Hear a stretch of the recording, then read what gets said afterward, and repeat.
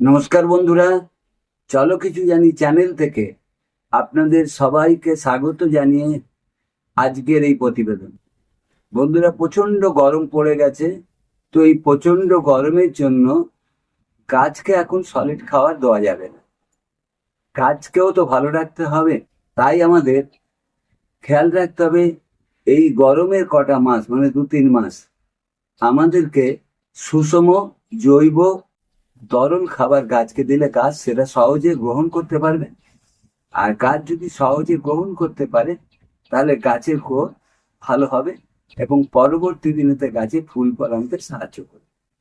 তাই আমরা যারা বাগান করি তাদের এই সময়টা সচেতন হওয়া দরকার যে গাছকে কি ধরনের খাবার দেবে। মানে আপনার সচেতনতার ওপরেই কিন্তু নির্ভর করছে গাছটা কত ভালো থাকবে। যদি আপনি নিয়মিত ভাবে এই তরল সুষম খাবারটা গরমের সময় দিয়ে যান তাহলে গাছ অবশ্যই ভালো থাকবে। গাছের গ্রোথ যেমন দেখছেন এরকম গ্রোথ হবে, ফুল ফল হবে, গাছের পাতা ঘন সবুজ হবে, একবারে নিঃসন্দেহে। আর এই তরল সারগুলো আমরা ঘরেতেই নিজেরা প্রায় বিনা পয়সাতেই বানিয়ে ফেলি। ঘরের রান্নাঘরে যে জিনিসগুলো আমরা ফেলে দিই সেই জিনিস থেকেই আমরা এটাকে তৈরি করতে পারি, বা ঘরে রান্না যেখানে দিই সেই জিনিসগুলো। তো এরকম ভাবে আপনারা সুষম জৈব তরল সার অনেক কিছু দিয়েই বানাতে পারেন। আজকে আমি নতুন ধরনের তরল সার সম্বন্ধে আপনাদের সাথে আমি আলোচনা করব, সেটা ঘরোয়াভাবে কিভাবে করা যায়। তো ভিডিওটা দীর্ঘায়িত করব না, তাহলে অনেক বড় হয়ে যাবে। আমি ছোট করে আপনাদের বলছি। আর তার আগে বলে রাখি, ভিডিওটা একটু মনোযোগ সহকারে দেখবেন। এটা গুরুত্বপূর্ণ ভিডিও। গরমের সময় বিশেষ করে যারা ছোটখাটো ছাদ বাগান করেন তাদের এই ভিডিওটা দরকার। তারা না জানার ফলে গরমের সময় আবল তাবল খাবার দিয়ে গাছটাকে শুকিয়ে ফেলছেন, মেরে ফেলছেন, গাছের বৃদ্ধি থমকে যাচ্ছে। কেন? গাছ তো খাবার নিতে পারছে না এই গরমে। ঠিক মানুষের মতন আমরা যেমন গরমে অতিরিক্ত তৈলাক্ত খাবার, রিচ খাবার আমরা নিতে পারি না, আমরা গরমে যেমন ঠান্ডা খাবার খাই বা সহজে হজম হয় যেরকম খাবার আমরা খাই। তাহলে আপনাদের আমি দেখাতে থাকি কিভাবে ওই ঠান্ডা তরল সারটা ঘরে আপনারা প্রত্যেকেই বানিয়ে ফেলতে পারে। আর এই বালতিতে আমি 2 লিটার জল নিয়েছি। এই তরল সারটা বানাতে গেলে যে উপাদানগুলো লাগবে সেই উপাদানগুলো সম্বন্ধে আপনাদের সাথে একটু আলোচনা করে নিচ্ছি। প্রথমে যেটা লাগবে সেটা হচ্ছে হয় আপনার গোবর সার। এই যে দেখতে পাচ্ছেন এরকম শুকনো গোবর পচা সার, মানে 1-2 বছরের সার, পচা গোবর, এইটা লাগতে পারে। অথবা আপনারা নিতে পারেন ভার্মি কম্পোস্ট। এই যে এরকম ভার্মি কম্পোস্ট যেটা পাবেন সেটা হলেই চলবে, ভার্মি কম্পোস্ট হলেও চলবে। আর লাগবে এরকম পেঁয়াজের খোসা। এরকম পেঁয়াজের খোসা আপনার লাগবে। আপাতত এই 3টে জিনিস লাগবে। গোবর সার বা আপনার ভার্মি কম্পোস্ট যে কোনো একটা হলেই চলবে। তবে যদি ভার্মি কম্পোস্ট পান তাহলে ভার্মি কম্পোস্টটা দিলে ভালো হয়। কেন? ভার্মি কম্পোস্টের মধ্যে নানা রকম পুষ্টিমূল্য থাকে, সেটা ম্যাক্রো এবং মাইক্রোনিউট্রিয়েন্ট সম্মিলিত ভাবে থাকে। তাই যদি ভার্মি কম্পোস্ট নিতে পারেন তাহলে গাছ পুষ্টিমূল্যটা বেশি পায়। এইবারে আসা যাক, আমার কাছে যেহেতু দুটোই আছে, আমি এখানে পুরনো যে গোবর সার 1.5-2 বছরে, সেই গোবর সার আমি 2 লিটার জলের সাথে 500 গ্রাম এই গোবর সারটাকে ঢেলে দেবো। এইবারে প্রশ্ন হচ্ছে, আপনারা বলতেই পারেন যে এই গোবর সারটা আমি কেন দেবো, আর এই গোবর সারের মধ্যে কি পুষ্টিমূল্য থাকে। তো গোবর সারের মধ্যে এনপিকে তো থাকেই, মানে নাইট্রোজেন, ফসফরাস এবং পটাশিয়াম থাকে। তাছাড়াও বেশ কিছু পুষ্টিমূল্য রয়েছে।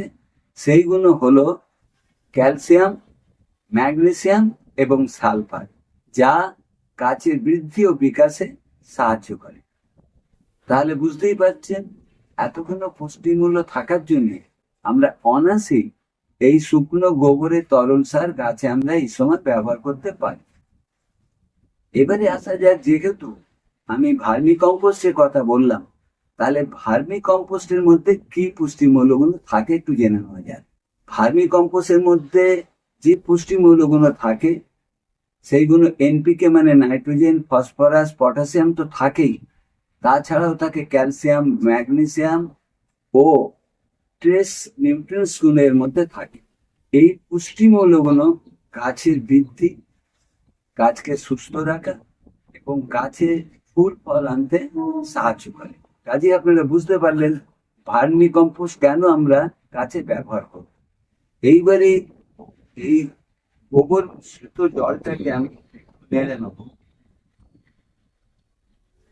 এই জলটাকে এবারে আমি একটা চাপা দিয়ে ছায়াযুক্ত জায়গাতে 5 থেকে 6 দিন রেখে দেবো।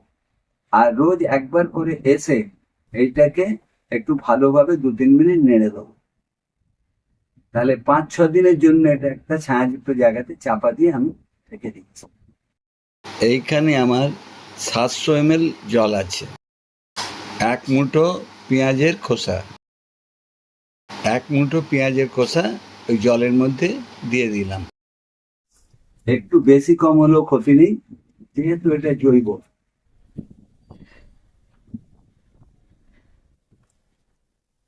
এবারে আসা যাক, এই যে পেঁয়াজের খোসা আমরা দিলাম, এই পেঁয়াজের খোসার থেকে গাছ কি ধরনের পুষ্টিমূল্য পেতে পারে।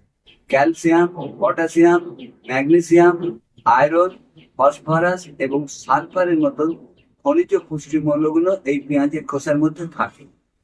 এছাড়াও থাকে কার্বোহাইড্রেট, যা কিনা গাছের বৃদ্ধি বিকাশে, গাছের রোগ প্রতিরোধ ক্ষমতা গড়ে তুলতে এবং গাছে ফুল ফল আনতে সাহায্য করে। তো কাজেই এই ফেলে দেওয়া পেঁয়াজের খোসার তরল সার আমরা ব্যবহার করে আমরা আমাদের গাছকে একটা ভালো ধরনের পুষ্টিমূল্য আমরা দিতে পারি, একদম বিনে পয়সাতে। এইটাকেও আমরা 4 থেকে 5 দিন ভিজিয়ে রাখবো। দুটো জিনিস আমার ভেজানো থাকলো, একটা হচ্ছে শুকনো পুরনো গোবর, যেটা 5 থেকে 6 দিন আমি ভিজিয়ে রাখবো একটা ছায়াযুক্ত জায়গাতে, মাঝে মধ্যে এসে নেড়ে দেবো। আর একটা পাত্রে, এই পাত্রের মধ্যে আমার 700 গ্রাম জলের সাথে 1 মুঠোর একটু বেশি পেঁয়াজের খোসা ভেজানো থাকলো, এটাও আপনার 5 দিন আমরা একটা চাপা দিয়ে জায়গায় রেখে দেবো। আর রোজ এসে একটু করে নেড়ে দেবো। তাহলে এই দুটো জিনিস চাপা দেওয়া থাকলো। আমি 5 দিনের মাথায় এসে এরপরে কি করতে হবে আপনাদের আমি জানাই। ফিরে এলাম 5 দিন বাদে। এই ভিজিয়ে রাখা শুকনো গোবর ভেজানো জলটাকে একটু নেড়ে নিচ্ছি। এবার এটাকে লাইলন নেটের মধ্যে আমি একটু ছেঁকে নিলাম।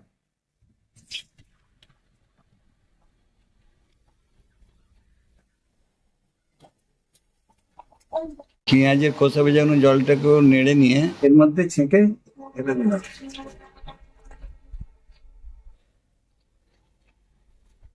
1 চামচ হিউমিক অ্যাসিড একটু জলের সাথে ভালো করে মিশিয়ে নেব।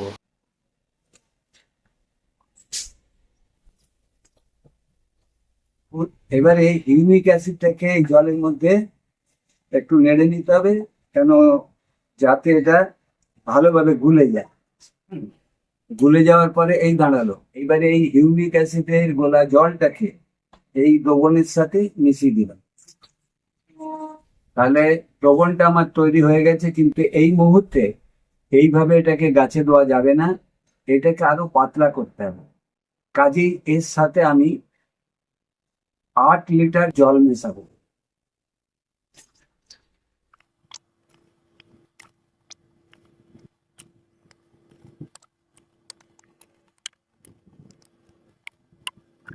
জল মিশিয়ে পাতলা করার পর এই এসে দাঁড়াবে। হিউমিক অ্যাসিড মূলের বৃদ্ধিকে উদ্দীপিত করে, উদ্ভিদের রোগ প্রতিরোধ ক্ষমতা বাড়িয়ে তোলে, মাটির শোষণ ক্ষমতা বৃদ্ধি করে, মাটির জল ধারণ ক্ষমতা বাড়িয়ে তোলে, উদ্ভিদের বৃদ্ধি ও বিকাশে সাহায্য করে। হিউমিক অ্যাসিড মাটির স্বাস্থ্যের উন্নতি করে, যা উদ্ভিদের জন্য অত্যন্ত উপকারী। এবারে এই দ্রবণটাকে কিভাবে ব্যবহার করা যায়। এটাকে মাটিতে সরাসরি দেওয়া যায়, বা স্প্রেয়ারের মাধ্যমে গাছের পাতাতে স্প্রে করে দেওয়া যেতে পারে। যখন মাটিতে দেবেন তখন কি করতে হবে, মাটিটাকে যেন হালকা ভেজা থাকে। আর 100 ml থেকে 1 লিটার অব্দি এই দ্রবণটাকে আপনারা গাছে ব্যবহার করতে পারেন, গাছের বয়স এবং টবের মাপ অনুযায়ী। যদি টব ছোট হয় 6 ইঞ্চি তাহলে 100 ml দেবেন। টব যদি থেকে 10 ইঞ্চি হয় সেক্ষেত্রে আপনারা 200 ml দেবেন। এবারে 12 ইঞ্চি হলে 300 ml দেবেন। যদি হাফ ডাম হয় তাহলে আপনার 1 লিটার অব্দি আপনারা ব্যবহার করতে পারেন। এবারে প্রশ্ন হচ্ছে এটা কখন দেবেন। যে কোনো সারই গাছ আপনার গাছের পাতায় দিন বা মাটিতে দিন, ডুবে যাওয়ার পর দিতে হয়। তাই এটা বিকালে সূর্য ডুবে যাওয়ার পর প্রয়োগ করতে হবে। কতদিন ছাড়া দেওয়া যেতে পারে না, প্রতি 10 থেকে 15 দিন অন্তর এই সারটাকে আপনারা গাছে ব্যবহার করতে পারেন। যদি খুব বৃষ্টি হয় তখন এটাকে ব্যবহার করবেন না। এবারে প্রশ্ন রাখতে পারেন এই সারটাকে কেন ব্যবহার করব। এই সারটা ব্যবহার করতে পারলে পাতার ক্লোরোফিল হারিয়ে যাওয়াটা আবার ফিরে আসে, ক্লোরোফিল তৈরি হয়, পাতা সবুজ হয়। আর পাতা যত গাছের সবুজ হবে তখন বুঝতে পারবেন যে গাছ সুস্থ আছে। কেন, পাতার মধ্যে ক্লোরোফিল থাকে, ক্লোরোফিল থেকে আলোর থেকে গাছ আলোক সংশ্লেষণ করতে পারে এবং তার থেকে গাছ তার খাবার সংগ্রহ করতে পারে। কাজে গাছ যদি পর্যাপ্ত পরিমাণে সুষম খাবার পেয়ে থাকে, বিশেষ করে এনপিকে, তাহলে গাছ সুস্থ থাকবে, সবল থাকবে। আর গাছ সুস্থ সবল থাকলে পরেই গাছের বিভিন্ন সমস্যার সমাধান হবে। এটা ব্যবহার করলে যেমন গাছের পাতা সবুজ হবে, গাছের ফুল ফল আসতে দেরি হলে গাছের ফুল ফল আনতে সাহায্য করবে, গাছের ফুল ফল ঝরে যাওয়ার হাত থেকে গাছকে বাঁচাবে। এই ছিল আজকে আমার ভিডিও। যদি ভিডিওটা দেখে মনে করেন যে ভিডিওটা একটা ইনফরমেটিভ ভিডিও হয়েছে তাহলে প্লিজ